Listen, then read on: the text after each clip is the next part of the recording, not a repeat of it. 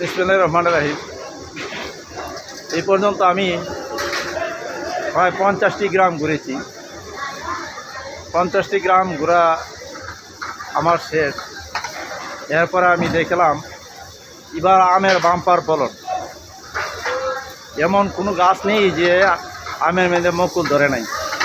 যদি আল্লাহ যদি কোনো দুর্যোগ না দেয় বা কোনো ভারী ঝড় বৃষ্টি না হয়, ঝড় তুফান না হয়, তাহলে এই বছর আম মানুষে একটু সস্তা খাওয়ার আশা করতে পারে।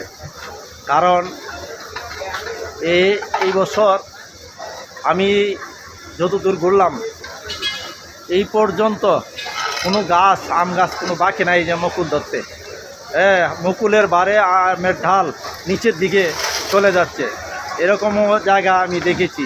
তাই আপনারা দেখতে পাচ্ছেন দর্শকবৃন্দ, আপনারা দোয়া করবেন, দোয়া করে একটু নামাজ পড়ে দোয়া করবেন যেন আল্লাহ যেন আমাদের যে ফসলটা আমের যে ফলনটা হয়েছে যাতে ভালো হয়, সেইভাবে আমরা ঘরে উঠাইতে পারি।